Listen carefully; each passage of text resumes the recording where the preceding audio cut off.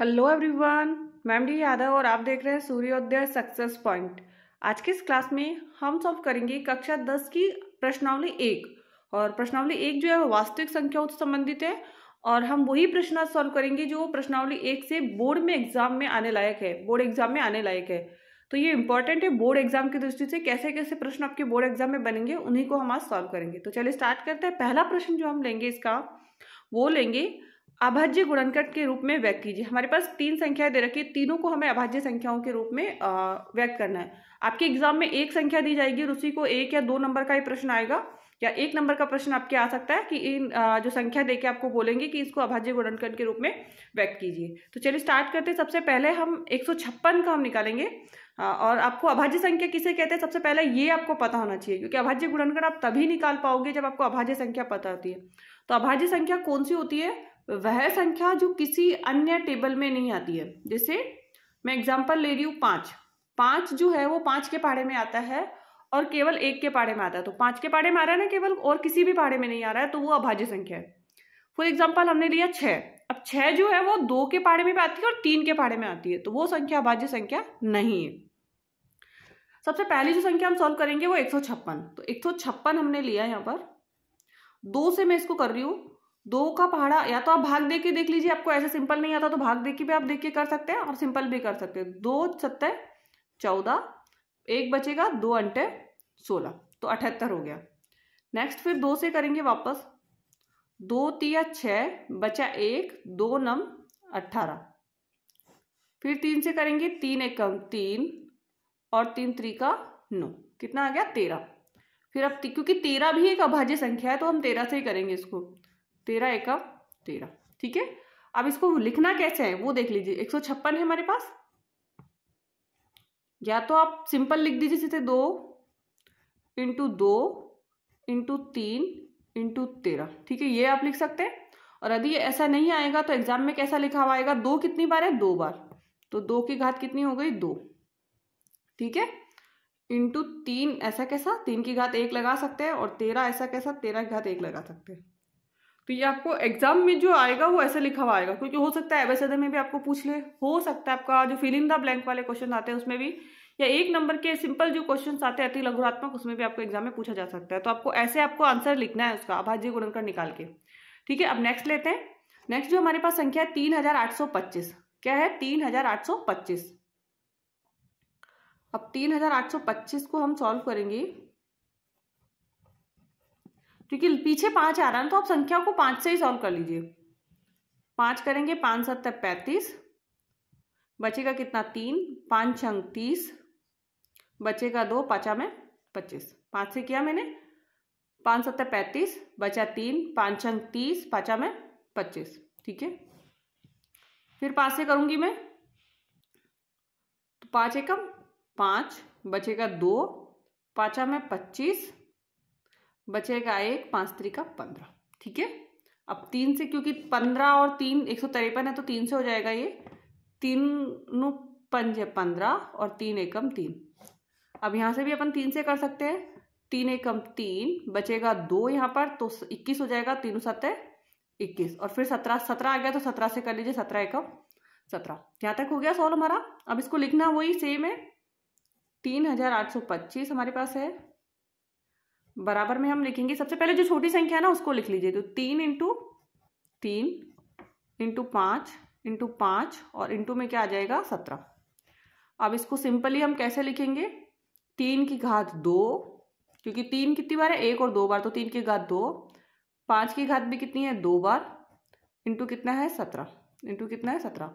3 की घात 2, 5 की घात 2 और 17 की घात अगर 1 लगाना चाहते हो तो आप लगा सकते हो कि 17 की घात 1। ठीक है, ये वाला हमारा कंप्लीट हुआ। नेक्स्ट हमारे पास है 505।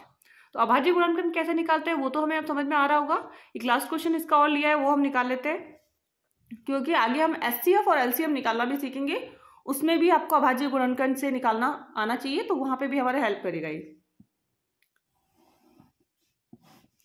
5005, सबसे पहले 5 से करूंगी मैं इसका, 5 एकम 5, 0 ऐसा कैसा, फिर 0 ऐसा कैसा, और 5 एकम 5। ठीक है, अब 2 से होगा नहीं है, 3 से भी नहीं होगा, 4 से करना ही नहीं है, 5 से नहीं होगा, 6 से नहीं होगा, 7 से करके देखते हैं इसको। 7 एकम 7, बचेगा 3, 7 चौक 28 और 7 से हो जाएगा, 7 से कर लीजिए इसको। 7 एकम 7, यहाँ पे 3 बचा तो ये 30 हो गया, तो 7 चौक 28, बचेगा 2, तो 7 तिया 21, 7 तिया 21। अब नेक्स्ट जो है वो 11 से करके देख लेते हैं एक बार।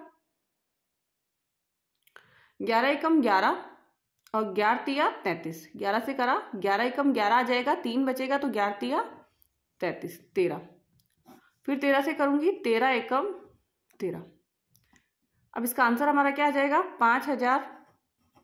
5 को बराबर करेंगे 5 इंटू 7 इंटू 11 इंटू 13, ठीक है। अब क्योंकि सारी संख्या एक एक ही है तो उसको लिखने की जरूरत नहीं है, सभी सेम है। 11 एक एक संख्या है तो 5 इंटू 7 इंटू 11 इंटू 13 ऐसे ही रहने दो, ठीक है। ये हमारा हुआ अभाज्य गुणनखंड के रूप में हमें व्यक्त करना है। ये क्वेश्चन 1 नंबर का आपके एग्जाम में आता है, इससे बड़ा भी आ सकता है यदि वो 2 संख्या डाल के दे, बाकी 1 नंबर का क्वेश्चन आपके एग्जाम में आएगा। नेक्स्ट हम देखेंगे सेकंड प्रश्न। संख्या चेंज हो सकती है, ये नहीं है कि इन्हीं संख्या में से आपका प्रश्न आएगा, संख्या दूसरी भी ले सकते हैं, वो कोई और संख्या भी आपके डाल सकते हैं, क्योंकि बोर्ड एग्जाम में जरूरी नहीं है कि जो संख्या आपकी बुक में दे रखी है वही संख्या आपसे पूछी जाए, अलग संख्या देके भी आपको वो अभाज्य गुणनखंड निकालने के लिए कह सकते हैं। नेक्स्ट है हमारा सेकंड प्रश्न, और सेकंड जो प्रश्न है इसका वो है कि संख्या 26 91 के अभाज्य गुणनखंड विधि से एचसीएफ और एलसीएम ज्ञात करना है। क्या ज्ञात करना है, एचसीएफ और एलसीएम ज्ञात करना है। विधि कौन सी है, अभाज्य गुणनखंड विधि से। ध्यान रहे विधि भी याद रखनी है कि अभाज्य गुणनखंड विधि से निकालना है। सबसे पहले इसमें हम करेंगे 26 और 91 के अभाज्य गुणनखंड निकालेंगे, ठीक है। 26 के निकालेंगे और फिर 91 के। 26 के तो 26 का 2 से करूंगी मैं पहले, 2 एकम 2 और 2 तिया 6। फिर क्योंकि 13 अभाज्य संख्या है तो 13 से कर दूंगी, 13 एकम 13। नेक्स्ट अपन को किसका, 26 का निकाल लिया अपन ने, अब निकालना है 91 का।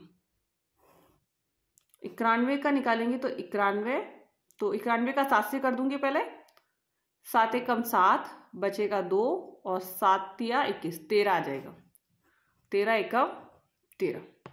दोनों का हो गया, ठीक है। अब यहाँ संख्या लिख लीजिए, 26 का क्या है और 91 का क्या है। 26 का कितना था, 2 इंटू 13 और 91 का कितना था, 7 इंटू 13, ठीक है ना। अब क्योंकि एचसीएफ निकालना है, एचसीएफ कॉमन संख्या होती है, दोनों में कॉमन कौन सी है, 13, तो ले लीजिए 13। एचसीएफ तो कितना आ गया इसका, हमारा एचसीएफ आ गया इसका 13। अब हमें क्या निकालना है, एलसीएम। एलसीएम, अब एलसीएम 13 तो आपको लेना ही है।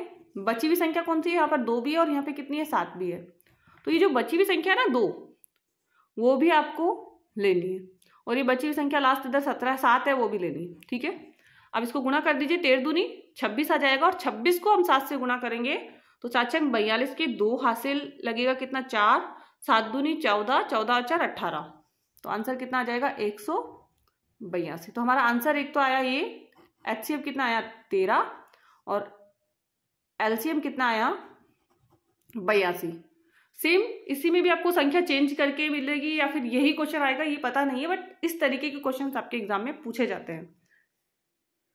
नेक्स्ट अब हम लेंगे, अब नेक्स्ट जो थर्ड क्वेश्चन हम इसमें लेंगे ना वो है, और ये क्वेश्चन आपके एग्जाम में भी आया हुआ है पहले भी, तो ये इंपॉर्टेंट है। आप इसकी जगह संख्या बदल के भी आपको प्रश्न दे सकते हैं, ऐसा नहीं है कि यही क्वेश्चन आपका आएगा, बाकी इस टाइप का क्वेश्चन जो आपके एग्जाम में पहले भी आ चुका है। तो चलिए देखते हैं क्वेश्चन क्या होगा। 306 और 657 का एचसीएफ बराबर 9 है। 306 और 657 का एचसीएफ कितना है, 9 है, तो 306 और 657 का एलसीएम ज्ञात कीजिए। हमें एचसीएफ दे रखा है, हमें उस तरीके से एलसीएम निकालना है, ठीक है। जब भी ऐसी संख्या होती है कि आपको एचसीएफ दे दिया हो और आपको एलसीएम निकालना हो, या एलसीएम दे दिया हो और एचसीएफ निकालना, तो उसका सूत्र आप ध्यान रखना। आप एचसीएफ ऑब्लिक एलसीएम भी हो सकता है यहाँ पर, ठीक है। एचसीएफ निकालना है तो एचसीएफ ले लीजिए, एलसीएम निकालना है तो एलसीएम लिख लीजिए, ठीक है। इसका सूत्र होगा दोनों संख्याओं का गुणनफल, दोनों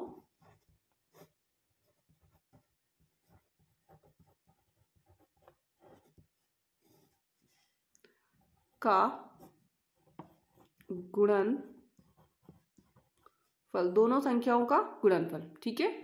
बटा में आपको लेना है इसमें, या तो अगर आप एचसीएफ निकाल रहे हो तो एलसीएम लेना है, और यदि एलसीएम निकाल रहे हो तो आपको क्या लेना है, एचसीएफ, ठीक है। ये इसका सूत्र होता है, और ध्यान रखना है ये सूत्र आपको फिर एग्जाम में भी आपको पूछा जा सकता है।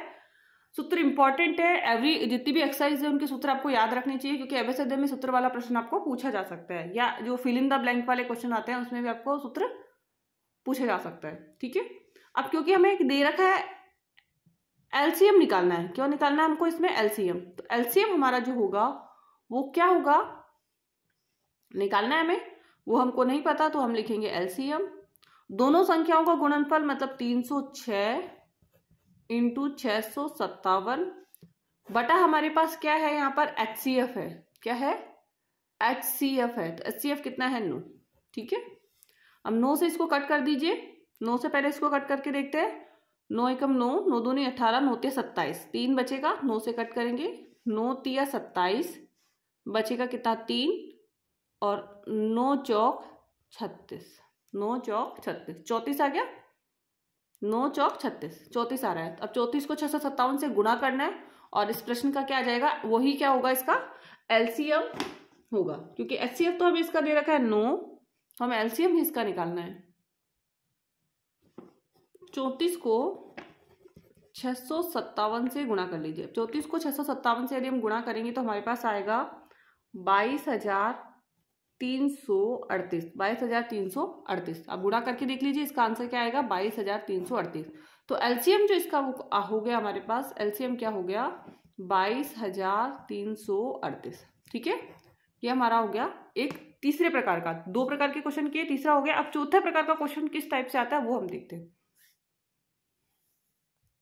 नेक्स्ट जो 4th क्वेश्चन आप इसका करेंगे हम, वो करेंगे, दर्शाइए कि 5 माइनस रूट 3 एक अपरिमेय संख्या है, ठीक है। अब जैसे 5 माइनस रूट 3 मैंने लिया, इसकी जगह आपका क्वेश्चन आ सकता है रूट 2 भी आ सकता है, कि रूट 2 एक अपरिमेय संख्या है, रूट 3 का भी आ सकता है, रूट 5 का भी आ सकता है, या इसी टाइप से कोई क्वेश्चन आपका आ सकता है। एग्जाम की दृष्टि से ये भी प्रश्न आपका महत्वपूर्ण है। सबसे पहला, क्योंकि हमें दर्शाना है इसमें कि जो 5 माइनस रूट 3 है एक अपरिमेय संख्या है, क्या है, एक अपरिमेय संख्या है, ठीक है ना। तो सबसे पहला इसके विपरीत हम मानेंगे, जो क्वेश्चन हमारा दिया है कि अपरिमेय संख्या, इसके विपरीत हम मानेंगे, इसके विपरीत, विपरीत मतलब इसका विलोम हमको मानना है, विपरीत माना कि 5 माइनस रूट 3 एक परिमेय संख्या है। क्या मानेंगे हम, एक परिमेय संख्या है, ठीक है। इसके विपरीत हमने माना कि 5 माइनस रूट 3 एक अपरिमेय संख्या है, ठीक है ना। नेक्स्ट हमें यहाँ पर एक चीज लेनी है कि ए, हम यहाँ लेंगे, ये वाली संख्या होगी हमारे पास 5 माइनस रूट 3 ले लीजिए, 5 माइनस रूट 3 बराबर आपको लेना है ए बटा बी, ए बटा बी, ये ध्यान रखना है। ए और बी सहअभाज्य है, ध्यान रखना, ए और बी सहअभाज्य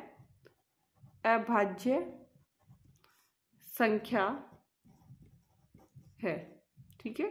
या ए बराबर बी है, लेकिन इनके बराबर क्या नहीं है, 0 नहीं है, ये चीज आपको ध्यान रखनी है, ठीक है। ये चीज रखना है कि ए और बी सहअभाज्य संख्या है, ए बराबर बी है, बराबर या बी के बराबर, यहां हम लिख सकते हैं ए बी बराबर 0 नहीं है, और ए बराबर भी 0 नहीं है, इतना ध्यान आपको रखना है, ठीक है। नेक्स्ट अब हम लेंगे यहाँ पर, क्योंकि माइनस में 3 था तो इधर आके किस में हो जाएगा, ये प्लस में हो जाएगा, तो इसको हम करेंगे 5 बराबर ए प्लस बी प्लस रूट 3, ये हो गया, ठीक है ना, प्लस रूट 3 हो गया। या फिर हम इसका ले सकते हैं कि रूट 3 बराबर 5 माइनस ए बटा बी, ये जो ए प्लस बी है वो किस में आ गया, माइनस में आ गया। अब क्योंकि ए और बी पूर्णांक है, चूंकि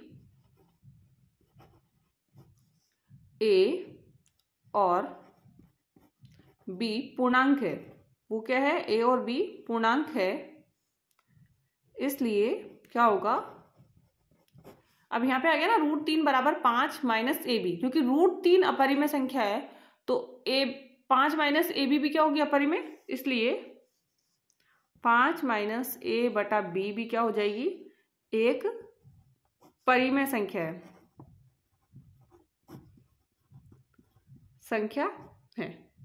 अब ये अगर परिमेय संख्या है, 5 माइनस ए बटा बी एक परिमेय संख्या है, तो जिसकी जो इधर वाली संख्या है, मतलब √3 भी क्या होगी, एक परिमेय संख्या है।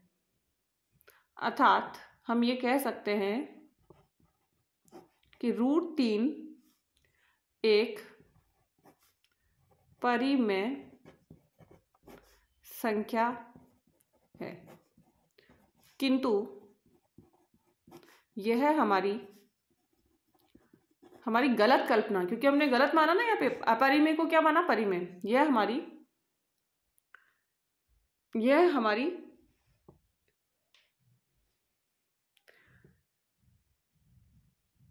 गलत कल्पना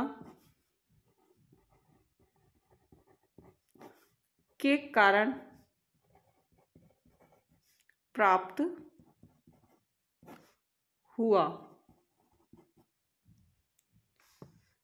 है कि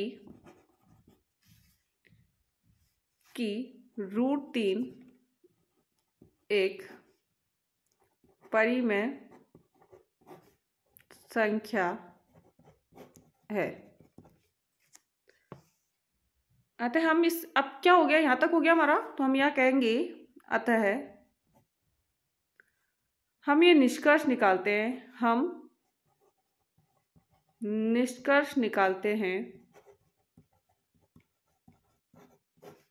हैं कि 5 माइनस √3 एक अपरिमेय संख्या है, अपरिमेय संख्या है।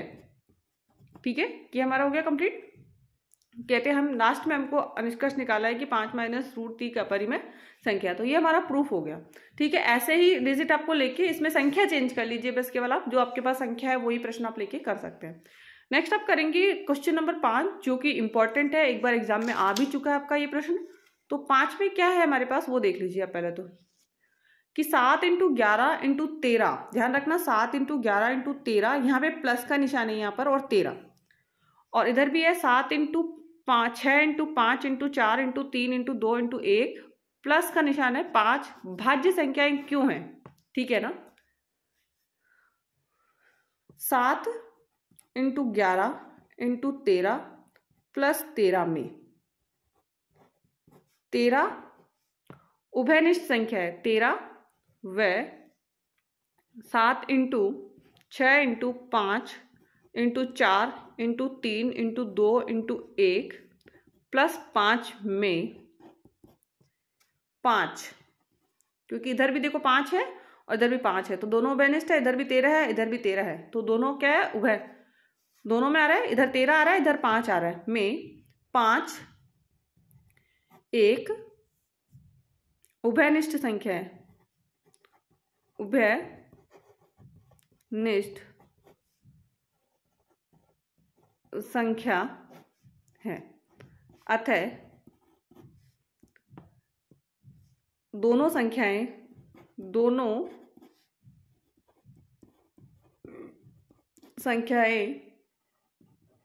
इसलिए भाज्य संख्याएं हैं।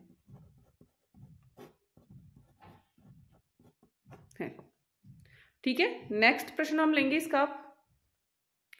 नेक्स्ट है जो आपको बुक्स में क्वेश्चन नहीं होगा, लेकिन ये क्वेश्चन आ जाता है तो आपको ये सॉल्व करके दिखाना है, इसको कि हल करना है। जैसे 5 + √5 और 5 - √5 को हल करना है अपन को। ठीक है, तो यहाँ पे 5 है, ये 5, दोनों में से एक की लेनी है, 5 में यहाँ से ले रही हूँ इसका, और इस वाले प्रश्न को आपको क्या करना है, ब्रैकेट में बंद करना है, 5 - √5। ठीक है, ये 5 मैंने ले लिया था, और अब ये √5 प्लस √5 ब्रैकेट बंद, 5 - √5। ठीक है, 5 को 5 से 5 में 25 माइनस 5 को √5 से करेंगे तो 5 √5 आ जाएगा। क्या आ जाएगा? 5 √5। प्लस इसको करेंगे तो 5 √5 को 5 से करेंगे तो √5 को √5 से, माइनस √5 को √5 से करेंगे तो कितना आ जाएगा? 5। कितना आ जाएगा? 5। माइनस √5 और प्लस √5 को कट कर देंगे तो क्या आएगा? केवल हमारे पास बचेगा 25। इधर से हमारे पास है -5। 25 में से यदि हम 5 घटाते तो हमारा आंसर क्या आ जाएगा? 20। नेक्स्ट इसका आंसर क्या आ गया हमारे पास? 20। एंड यदि वीडियो आपको पसंद आया तो प्लीज़ इस वीडियो को लाइक एंड शेयर जरूर कीजिए। चैनल को सब्सक्राइब करना मत भूलिए, जिससे कि नेक्स्ट आने वाले वीडियो का नोटिफिकेशन आपको प्राप्त हो जाए। Thank you so much.